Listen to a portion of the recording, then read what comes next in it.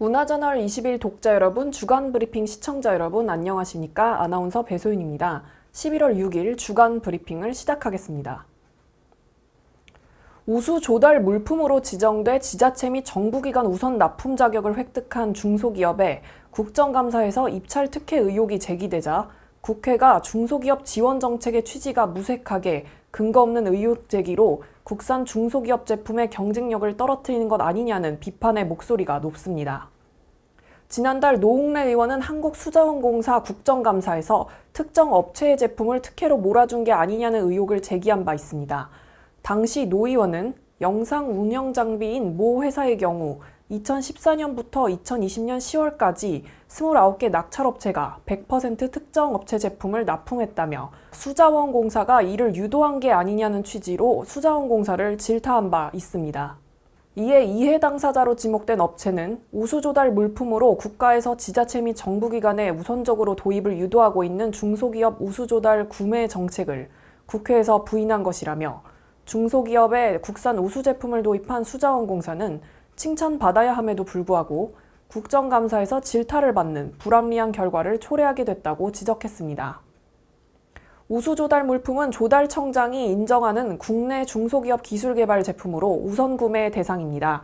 기관별 10% 이상 구매해야 하며 중소기업 제품 구매 촉진 및 판로 지원에 관한 법률에 따라 구매 책임자의 구매 손실에 대해 면책이 적용됩니다. 해당 업체는 수자원공사뿐 아니라 다수의 지자체와 정부 공공기관에서 조달청을 통해 우수조달 구매가 이뤄지고 있는 우수조달 물품을 생산하는 업체로 최근 G패스, 즉 해외 조달 시장 진출 유망 기업으로 지정되기도 했습니다. 업체는 국정감사에서 지적된 100% 납품과 관련해서도 사실과 다른 내용이라고 밝혔습니다. 이 같은 국감에서의 무리한 의혹 제기가 국산 제품의 영업 활동을 위축시킨다는 우려의 목소리가 나옵니다. 업계 한 관계자는 이 사안과 관련해 국회가 국산 제품의 경쟁력을 떨어뜨리고 외산 제품의 국내 도입 명분만 실어주게 되는 만큼 보다 신중한 의혹 제기가 이루어져야 한다고 강조했습니다. 정부가 기존 3단계로 운영되던 사회적 거리두기를 5단계로 세분화하기로 했습니다. 지난 1일 박능우 중앙재난안전대책본부 1차장은 정부 서울청사에서 열린 정례 브리핑에서 사회적 거리두기 개편 방안을 공개하고 방역과 경제, 달리 말하면 생활과 방역이 균형을 이루도록 하려는 것이 초점이라 강조했습니다. 거리두기 개편안은 이번 주 11월 7일부터 적용되며 현행 3단계로 구성된 사회적 거리두기에 1.5단계와 2.5단계를 추가해 5단계로 세분화한 것이 골자입니다.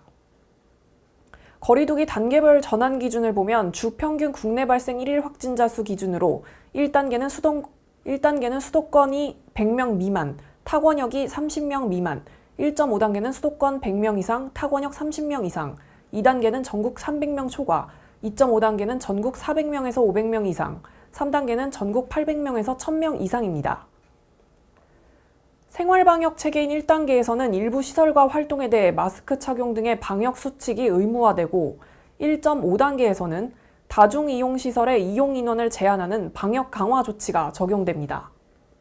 2단계에서는 유행권역 내 100명 이상의 모임, 행사가 금지되고 유흥시설 등도 집합금지 등 이용 제한이 확대됩니다. 2.5단계에서는 전국적으로 50명 이상의 모임 행사가 금지되고 주요 다중이용시설은 밤 9시 이후 운영을 중단하는 등 강화된 조치를 실시합니다. 마지막으로 3단계는 모든 국민이 원칙적으로 집에만 머무르며 다른 사람과의 접촉을 최소화할 것이 권고됩니다. 또한 전국적으로 10인 이상의 모임 행사가 금지되고 음식점, 상점, 의료기관 등 필수시설 외 모든 다중이용시설은 운영이 중단됩니다. 3단계에서는 지자체별로 완화 조치를 시행할 수도 없어 전국적으로 올스톱 상황이 벌어지게 됩니다. 다중이용시설에 대한 명칭도 고중저 위험시설이라는 3층 구조에서 중점 일반관리시설이라는 2층 구조로 변경됩니다.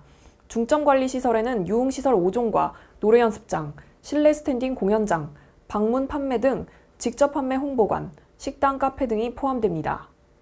일반관리시설에는 PC방, 결혼식장, 장례식장, 학원, 직업훈련기관, 목욕장업, 공연장, 영화관, 놀이공원, 워터파크, 오락실, 멀티방 등 실내 체육시설, 이발소, 미용실 등 상점, 마트, 백화점, 독서실, 스터디 카페가 포함됩니다.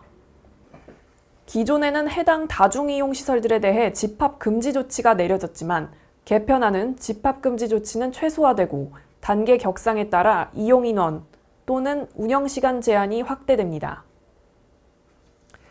사표를 제출했던 홍남기 경제부 총리 겸 기획재정부 장관이 문 대통령이 이를 반려하자 이튿날인 4일 인사권자의 뜻에 맞춰 부총리로서 직무 수행에 최선을 다하겠다고 입장을 밝혔습니다.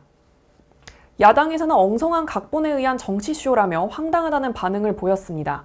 여당에서도 결과적으로 그의 사의 표명이 당정청의 불협화음을 보여줬다는 점에서 다소간의 앙금이 남은 모습입니다. 4일 국회 예결특위 종합정책질의에서 국민의힘 간사 추경호 의원은 사의 반려를 수용하고 계속한다면 정말 무책임한 일이다. 국민은 엉성한 각본에 의한 정치쇼라고 생각한다. 사과를 해줘야 한다고 비판했습니다.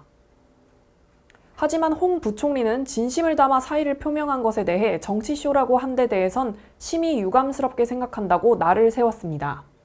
당정 협의에서 갈등이 빚어지고 홍 부총리가 사의를 표명한 데 이어 대통령이 이를 반려하는 등의 일이 벌어진 것은 어찌됐건 당정청 간의 불협화음만 보여줬다는 점에서 바람직한 모습은 아니었다는 지적이 나옵니다. 정세균 국무총리 외 여당 인사들은 논의 과정에서 논란이 있었다 하더라도 부총리가 사의를 표명하고 그것을 대외적으로 밝히는 방식으로 문제를 키운 것이 적절치 않았다는 견해를 냈습니다. 반면 야당에서는 이러한 모든 것들이 어설픈 정치쇼일 뿐이라며 예산 심사를 코앞에 두고 사의를 표명한 것 역시도 대놓고 국회를 우롱한 것이라 비판했습니다. 홍남기 경제부 총리는 주식 양도소득세 대주주 기준과 관련 당정청 협의 결과 현행대로 10억 원으로 유지하게 되자 이에 책임을 지겠다며 지난 3일 사의를 표명했는데요. 당초 3억 원 안을 내세웠던 홍 부총리였지만 이것이 관철되지 않자 일종의 항명을 한 것이라는 해석이 쏟아진 바 있습니다. 윤석열 검찰총장이 야권 차기 대선주자 1위로 올라선 여론조사 결과가 나왔습니다.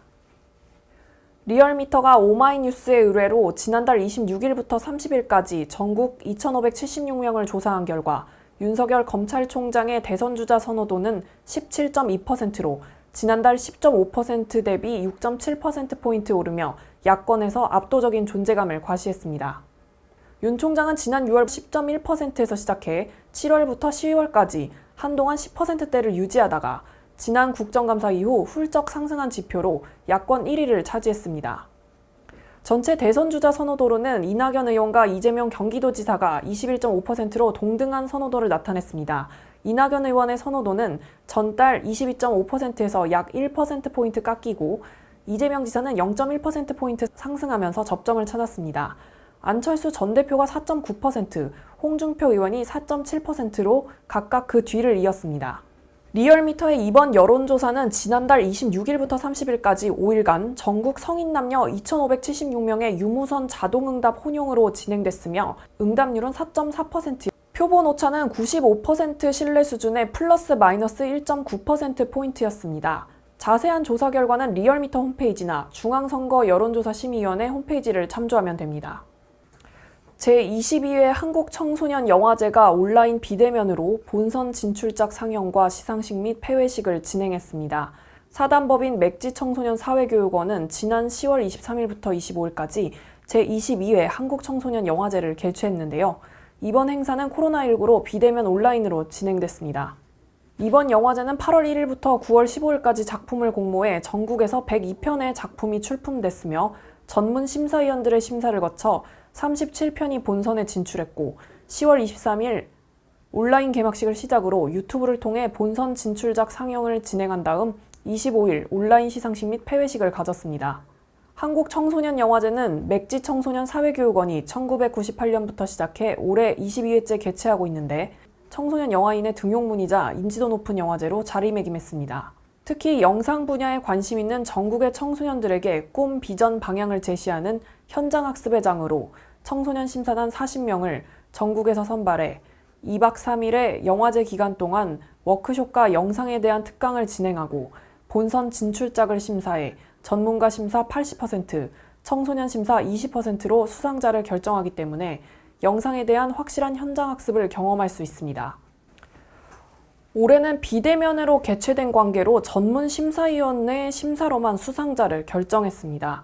대상의 개원예고 이성욱의 탓장, 금상의 한국디지털미디어고 김윤서의 별의 선망, 은상의 개원예고 김도연의 스케치가 각각 수상의 영예를 안았습니다.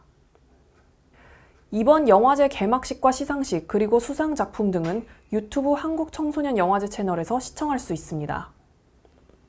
서울 기온이 곳에 따라 영하로 내려가기도 하면서 올가을 들어 가장 추운 날씨가 이어졌습니다. 감기 걸리지 않도록 건강관리에 더욱 만전을 기해야겠습니다.